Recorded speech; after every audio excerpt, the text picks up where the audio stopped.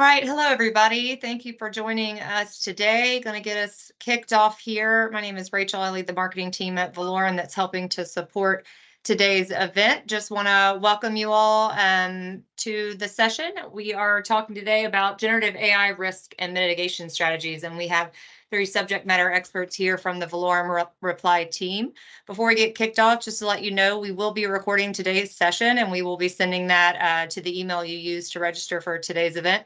If you were forwarded today's event, please just reach out to us with your email address so we can ensure that you get a copy of that on-demand link. And we encourage you to put questions into the chat that will be available throughout the session. We'll answer them at the end of the session. We'll have time for Q&A to answer those questions as well as any others that come up. But we encourage you, as the thought comes to mind, please put it in the chat window and we'll be sure to address them afterwards. So that being said, we'll go ahead and kick it off with Norm. Take it away.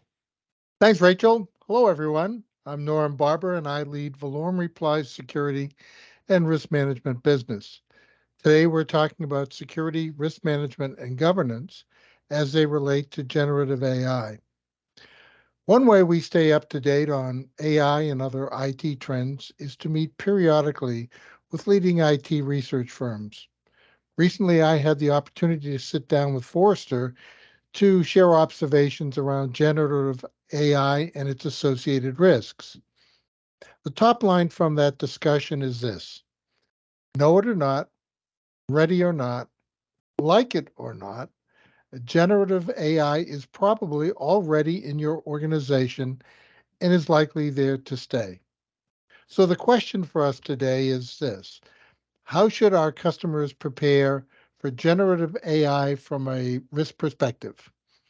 Joining me today in this first in a series of AI and security related roundtables are Liji Thomas from our data and AI team, who are building generative AI solutions for our customers today, and Steve Lazzara from our security team, who specializes in privacy and information protection.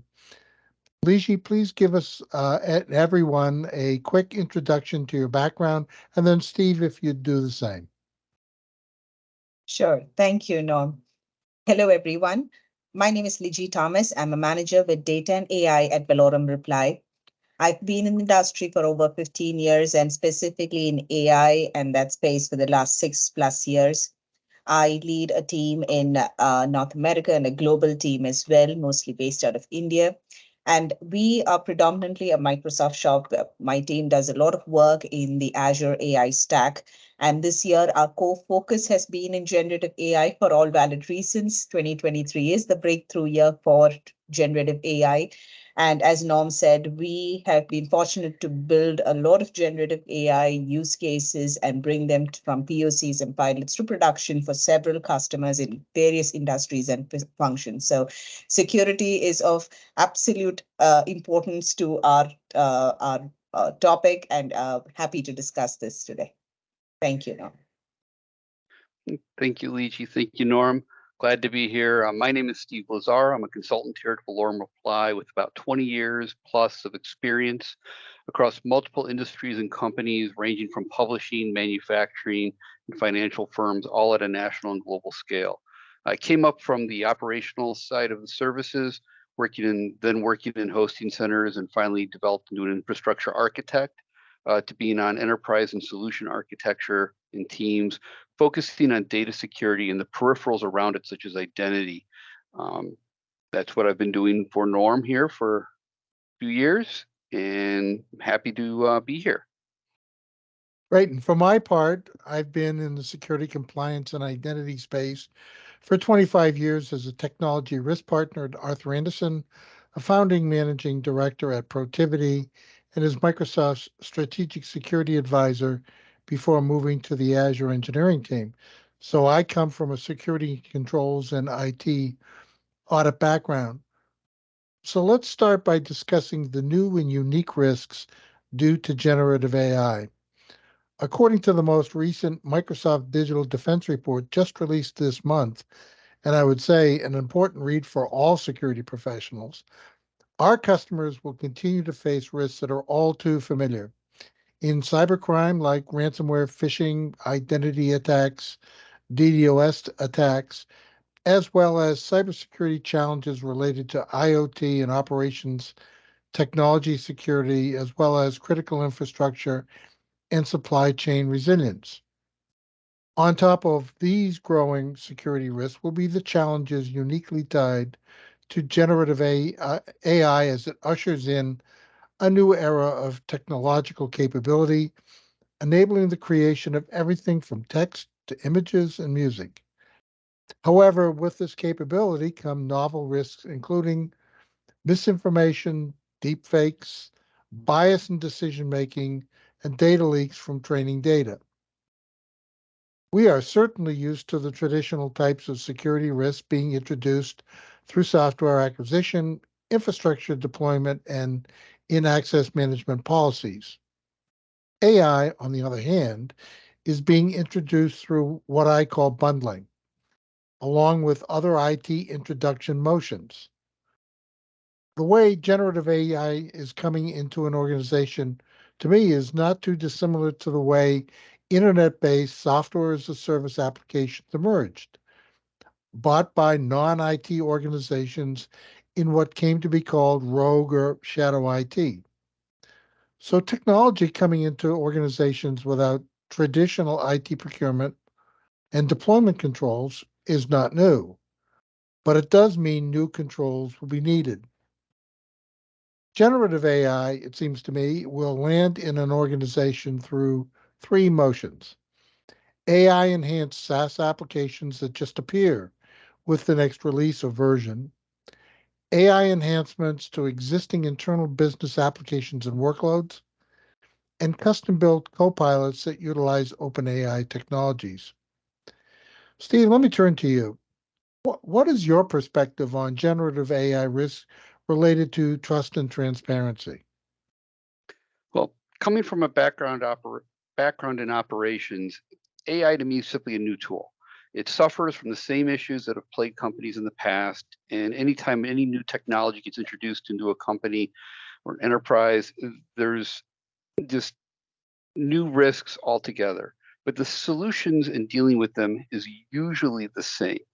You want to preempt it, and you want to have a evaluation in trust, verification, and validation, and transparency anytime you bring in these types of new apps. In today's world, these risks are much higher, and the impact on companies is a lot higher when it comes to AI tools. With regards to trust, companies are implementing this new technology, as you mentioned, in that shadow IT model, but they're not taking the time to understand where the results are coming from, how they're being generated, and this can result in incorrect information and solutions being provided to their clients and customers as if it was a fully trusted solution. The way to get around this with regards to generative AI is verification.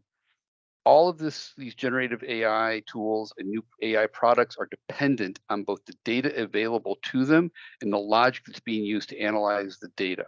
And there needs to be someone providing the validation that the data is appropriate and good. And additionally, the capacity to model the data and the results and the drift in that as the AI builds on the data it knows and the machine learning within the AI adjusts to it has to exist usually before you want it released to the general public. Now, this in turn then leads to that third bullet, which is transparency. You have to understand the modeling that goes involved into this. You want the full transparency from the input through to the output and the calculations along each step. All of the steps need to be documented, not only with what's being done, but you really want to extend your documentation as to why and have a full understanding of the expectations and the dependencies. AI systems make decisions for a reason, so there needs to be some way to understand what decision is being made and why. But also, you've got to anticipate what the result should look like, and then you've got to verify that result consistently over time so that the decision tree is known, but also that as there's that drift, you know what's going on, or you can kind of pinpoint where that drift is coming from. Now, the results of all this is that companies are at risk because they're trusting implementing AI without understanding this work around how it, work around the decisions that's being made, how it's working and why. The limitations as well really need to be understood. This is not a silver bullet. It's simply another tool in the toolbox. So you run into issues where companies are putting this stuff into place and they're no longer going to be trusted because the results coming out are either unknown, they change, or they're flat wrong. And as that result perpetrates throughout their industry or their market share, they're beginning to lose their own market share. So that's kind of the risk. Kind of boils down to like any other tool when it comes out for a new technology. We need to understand it before we implement it and have it in place with the solutions and transparency ready to go before you simply release it for the general public. Great. So Liji, I want to get you involved on a couple of terms I've heard you use. How do we separate, quote, malicious AI from, quote, responsible AI? Yeah, sure. So responsible AI, I think, is one of the very many approaches that we can take to deal with these new and unique, these primary risks that are associated with the AI development and deployment, right? So when we start right from the data layer, there are risks involved with exposing sensitive data, maybe due to inadequate security protocols, like as Steve was alluding to. A responsible approach there would be to implement robust data protection measures and ensure that you encrypt sensitive data or ensure that the AI algorithms comply with the privacy regulations. It could go on to, relying, I think, over-reliance on AI-generated decisions and insights that are potentially inaccurate, biased, or flawed. So having too much of trust in the AI systems can also lead to poor decisions in that aspect. So a responsible AI approach there would be to, again, as Steve said, regularly validate and verify these AI models, ensure that there is human oversight and there is a human in the loop always to not just run autonomous AI decisions. Because in effect, this could lead to reputational risk. So damaging the organization's reputation through unethical use of AI or unintended use, even inadvertently, AI-induced harm can cause a lot of risk. So proactively communicate your commitment to ethical AI. So respond promptly and transparently to AI-related issues. Building that trust with your stakeholders is eminent. The ethical and legal compliance is a huge area in itself because even as we speak, laws are being made. So violating laws or regulations or ethical standards can be, and misusing AI, that's a huge risk in itself. But if we can adopt AI ethics guidelines and adhere to international guidelines and federal, state, and state laws, that's probably a responsible approach in which we can manage that risk to a certain extent. As you said, we build a lot of generative AI applications, and we are slowly beginning to see that it is beyond a proof of concept, a proof of technology, where people, customers ask us on, does this technology work? I think that level of maturity has been surpassed, and now we need to be careful about the investments that go into this generative AI, and investing significantly in AI without a return of investment and can lead to maybe due to unsuccessful implementation or deployment of the solutions or unforeseen costs is a huge risk involved. So conduct a thorough cost benefit analysis, implement pilot programs, ensure that there is a phased approach to managing this than an all-out deployment. And there's so many other, even operational risks, right? So when let's say you finally create a solution and put it to deployment, experiencing disruptions there to business operations just due to the AI malfunctioning, that operational risk is real and it's huge. So developing contingency plans, maintaining that, there are alternatives. We have options for critical AI dependent functions, so on and so forth. So a lot of new and unique risks with generative AI. I don't want to end with just the bad news. We'll probably discuss later in the panel as well that there are mitigation steps for this if we can carefully and thoughtfully plan these through. Right. So a bit of new frontier from a risk perspective. Let's now pivot over to look at generative AI risk through the lens of traditional risk mitigation strategies. We're seeing the ongoing and rapid development of AI-focused risk frameworks. As an example, NIST recently published AI 100-1, its artificial intelligence risk management framework that outlines some of the risks organizations face, a number of which you both have alluded to, and offers a structured approach to assessing those risks. We know as security professionals there are various standards, frameworks, best practices to help organizations mitigate the security and data privacy risks of traditional software and information-based systems. However, the unique risk posed by AI systems will require both new and refocused risk mitigation strategies. In my discussion with Forrester, they mentioned that security visibility and audit logs as examples will not only be crucial for security leaders as AI grows in their enterprise, but also critical for legal teams who will need forensics to prove data usage in the event of a breach or customer attestation request. So when considering AI security solutions, observability layers, telemetry data access, audit logs should be high priority on feature lists for these risk mitigation solutions. Like most regulatory frameworks we've experienced, AI-focused risk frameworks, like that recently released by NIST, will evolve over time. Security best practices should incorporate a combination of US and EU AI frameworks. It's, in my opinion, until widely accepted requirements are introduced the way, for instance, GDPR was introduced. Now, Liji, I know you've been very active with Microsoft and would like you to discuss the risk mitigation frameworks they've developed and that we use. Yeah, sure. So Microsoft has been active in promoting responsible AI. Their responsible AI office came into being far much earlier to the development and the proliferation of the generative AI tech that we see this year.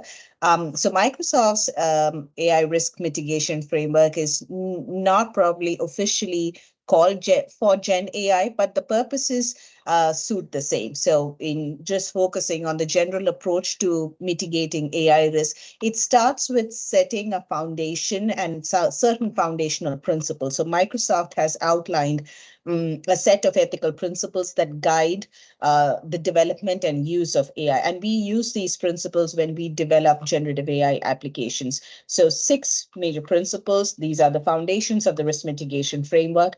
It starts with fairness. So AI systems should treat all individuals and groups fairly. Reliability and safety. So AI systems should be reliable. They should safely operate under a wide range of circumstances or situations. Privacy and security. So AI systems should be secure. They should respect users' privacy. Inclusivity. So AI is not built for one or just for the majority. AI should empower everyone and engage all. Transparency. It's a huge topic. AI systems should be understandable and should be transparent on why the decisions were made. And most importantly, especially for practitioners like us, accountability. Those involved in the development of AI systems and the deployment of those systems should be accountable for its impact. Now, the way these foundational principles come into action is through a variety of avenues. It could be impact assessments. For example, one of the things that we do proactively in our generative AI solution building is we do the AI impact assessment. It's a template that's provided by Microsoft. We do proactively take a list of the risks associated with that solution with mitigation steps. So it's important for us to know and to acknowledge and to communicate not just what will but what will also not work. So then in addition to that, there can be governance, policies, training and awareness. Change management is a huge aspect in adoption of these technologies. Continuous monitoring and auditing, feedback and improvement so that we have a moment to reflect and to refine the solution based on the feedback that we receive. And most importantly, just transparency and reporting across these stakeholders. So there are various layers of the risk mitigation framework, but underlying it, the principles that drive these are the 6 principles that come from Microsoft. Great. Hey, Steve, you know, as it relates to AI risk mitigation, as we've seen in other security frameworks and controls, how does training fit? Well, training and preparation is key anytime you introduce any type of new technology or new solution into a company. And in this case, it's training and preparation along with continual reviews and periodic evaluation because things are changing so much quicker than they have in the past. And these are keys for implementing this. But with AI, it's kind of a new world, and because this training needs to be done from the board of directors down to even the operators and your customers. You know, the person answering the phone or answering a chat needs to understand what their support structure is, but you also have to take into account the training of the AI itself. So training takes a bit of a broader view than just training a person or a single admin in the job, because the AI governance and policies and processes that are focusing on AI utilization and exposure, they need to align to a strategic North Star or strategic goal. So the board of directors, the C-suite, manage it. They all need to understand what the purpose is of AI when you're introducing it into it, especially generative AI, which is going to be creating new things. The internal end user training, client Q&A, and FAQs for assistance all have to be updated to include that really before you expose anybody to it, because you want to be certain that there's, you know, where to go for if there's questions, how to report things, and what to look for to ensure that there isn't a drift in your responses or, you know, in what's occurring with this product. There's new roles and responsibilities, new job types that need to be filled. And this really shouldn't be taken into just throwing people into these positions, but you got to ensure that they have the correct skills and that those skills are continually developing. You know, in today's environment and with these, especially AI tools, are positioning themselves very quickly, and they're developing in a matter of months and weeks instead of thinking of things in months and years. The process of continual evaluation in the cases of drift or dreaming of the system is what we're talking about, though, when it comes to machine learning and machine training. And you've got to ensure that the data is updated appropriately, and you want to be certain that as you're doing that, you've got a process for that training that shows no impact to the efficiency of the code, but you also are evaluating the results of that training and what it's learning itself. And one of the big things on this is you've got to ensure that the people working on these products, they've got a separation of duties accounts, ensuring that the access is secured and only allowed from secured workstations, be it a POS style or a virtual desktop environment, because that level, you know, that it's not just the training of the machine, training of the people. You've really got to build that training into the standard practices that you have. Setting those standard operating procedures, setting those standard practices, you know, training the machine, training the staff, that continual education, ingraining that in the company culture is really how you want to approach your AI utilization. Generative AI, any other type of AI, you really need to have dedicated guidance from your leadership. They really need to be on board and continual to understand how that fits to the development within the companies itself and how the company does business. And more importantly, it's not just how it should be used, but where shouldn't it be used. Ensuring those security controls and training people to how they shouldn't be communicating with AI in order to ensure that sensitive data is not leaked out.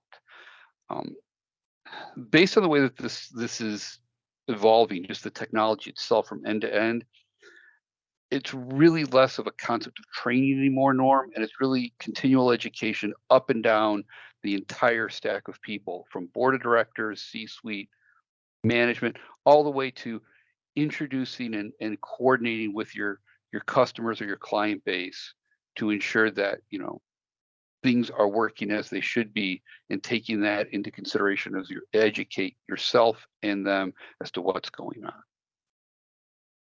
You know, it's really interesting when I listen to both of you and the conversations that I've had with customers. I'm struck by the increase in speed risk management has to operate at. You know, our tagline, right, as an organization, security cloud speed. There's a even greater real-time element to this that I'm hearing, that organizations really need to be prepared for. So in this final part of our discussion, let's touch on how we see traditional risk management approaches adapting to this unique nature of generative AI. From the discussions with customers that I've had, they are clearly demanding assurances on how their data will, and perhaps more importantly, will not be used in training AI models. This insurance, along with on top of assessing and migrating traditional security risks they face, coupled with the unique risks we've been talking about, it's become clear to me that CISOs and security leaders are concerned about the security of their enterprise data and how it will be used, back to this real-time notion, by AI solutions that enter their enterprise. So, Steve, maybe you can share your thoughts on the additional layers to secure access and connections to databases and data sources. Well, Norm, to be fair, there really isn't anything new. The breakdown is inherent with the basic security principles that really have been out there for a very long time. You've got to focus on your validation and verification before trusting, which is, as we all know, that's zero trust principles. You want to do a layered defense and build between the zero trust principles and a layered defense into a defense in depth model. You've got to have conditional access for your environment. You really want to do multi-factor authentication. You really have to verify and checking users, devices, applications at every step. And you want it to be a continual verification. You want to catch any risky activity before it actually gets, becomes a true risk. You want to check user identities, multi-factor authentication, conditional access, two-factor really come into play there. You need to limit the activity of what can be done, both through the usage of that. So the introduction of this additional database, you want to be certain that you've separated who can and can't get to it, separation of admin accounts. You need to ensure that those databases are secured, not just at the data level, but also the processing. And you want to ensure that the connection in between the databases is secured. Data at rest and data in transit. You've got to make certain that there's no data being injected into it from an inappropriate source. You need to make certain that there's no invalid data coming out of it due to any type of model drift. You want to be certain that you have approved users doing only and access to only what they need with things like just-in-time access.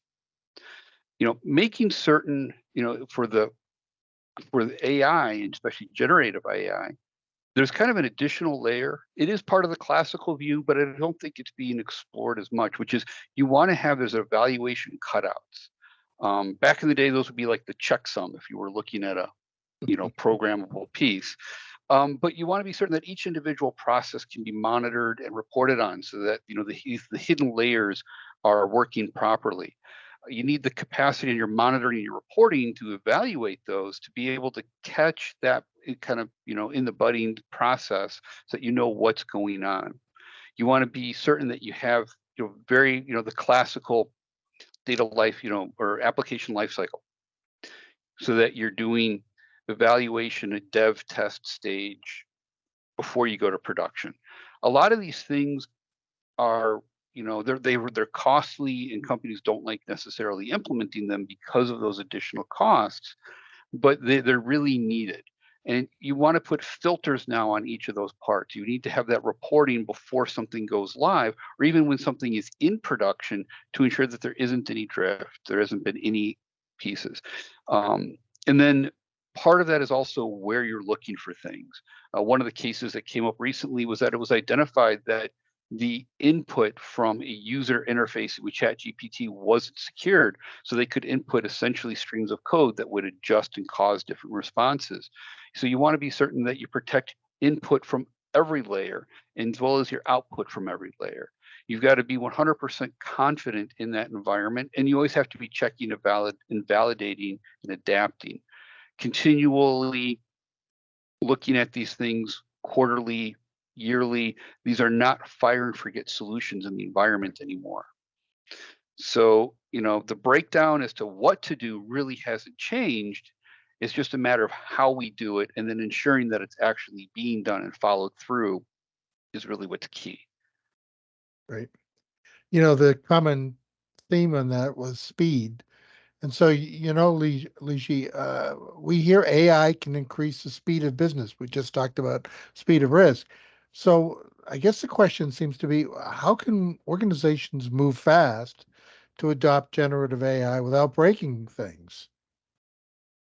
That's a very good question, Norm. And we ourselves, I'll tell you, my team and I, we would love to move fast, and we traditionally move fast, break things. But at this point, we would like to move fast, but cannot afford to break things anymore. And it's typical Silicon Valley adage. We build a plane as we fly. But to Steve's point, and I fully agree with that, probably we don't need to do a lot of different things, but maybe just do things a little differently. For example, it's important to understand what are those major differences between the classic approach and the generative AI approach. For example, let's talk about monitoring and reviewing. I mean, we've always had risk assessments, and risk assessments are conducted in a periodic manner. The difference with generative AI now in the picture is that continuous monitoring is crucial. Just given the nature of AI, the dynamic and the ever-evolving landscape that we are in. For example, models come out, models are released maybe every single month. How do you manage the real-time risk involved with that? How do you assess that, and how do you manage for that? So there's a continuous monitoring and review that's needed, and perhaps continuous in the absolute sense of the word. Ethical considerations and bias mitigations. Well, in traditional systems, software systems, ethical considerations might not have been at the forefront, but come AI, and specifically generative AI, ethics, fairness, bias mitigation, these are all integral and crucial for the development and the deployment of these systems. And we just cannot afford to have broken systems in that aspect. Data privacy was always important, but maybe not involved continuous analysis and protection mechanisms. Now with AI, which relies extensively on data, there must be far more stringent data governance policies beyond the GDPR and CCPA. So transparency and explainability. Traditionally, the processes or decision-making pathways are usually transparent and explainable. The software systems make it, humans make it. But with AI now, and especially with deep learning models, they are these so-called black boxes, and there must be ways in which we can improve the transparency and explainability of these AI systems. Decisions are no longer being made just by humans. In traditional systems, if we want to be inspired by that, so there's a human agent who does the work, and that's usually overseen by human agents as well. Borrowing that same philosophy, ensuring that we have human oversight for AI decision-making processes. So that's important to handle ambiguous and sensitive cases. Compliance. Typically, compliance requirements are static or they're well established. But in this particular case, even as we speak, laws are being created and regulations are coming into play, and compliance needs to be dynamic to match the ever-changing landscape of AI regulations. So couple that with the fact that we need to have a mechanism for ongoing stakeholder engagement and communication and education, continuous improvement and innovation, that we take that responsibility and that measures to stay one step ahead of the curve as much as possible. So to stay ahead of the emerging risks and opportunities as much as we would like to move with speed and innovation. Great. Well, this has been great. Thank you both so much for your input today.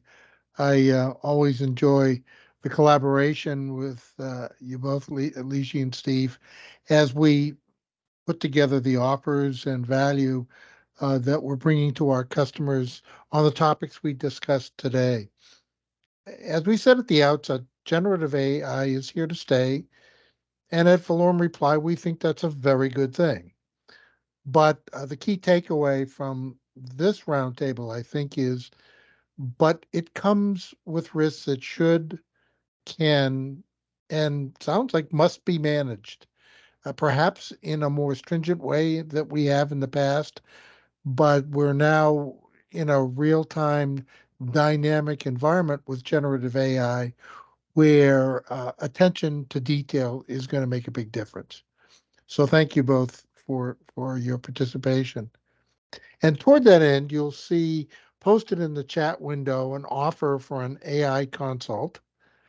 And you'll also see information about Valorum Reply's Security Compass framework that outlines how we meet customers along their security transformation journey, including addressing AI security and governance. In our next call, we'll explore the use of generative AI in security operations and how to prepare for this next generation in threat protection. We'll follow that with a call on best practices in deploying Microsoft's recently announced Security Copilot. We believe the availability of this Microsoft security solution will completely change and optimize security operations.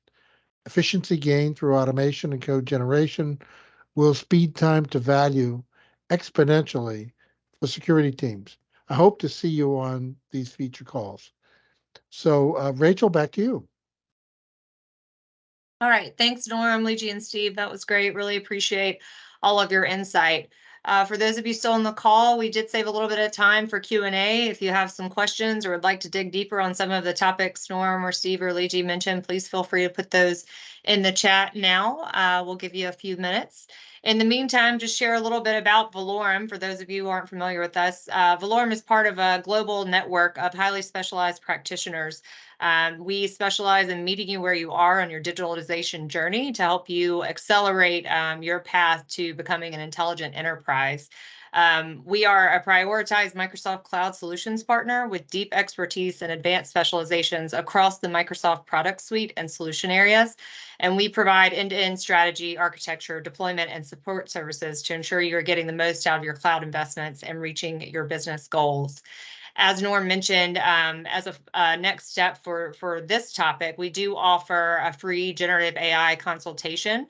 I put a link in the chat window there where you can get started with that. This slide shows you just the typical path that we've seen a lot of our customers take when starting out with generative AI, starting with that free consult to help you identify some use cases and understand your organizational needs, and then move on to deeper technical training and eventually a proof of concept or minimum viable product to help you demonstrate the viability of an AI solution in your network.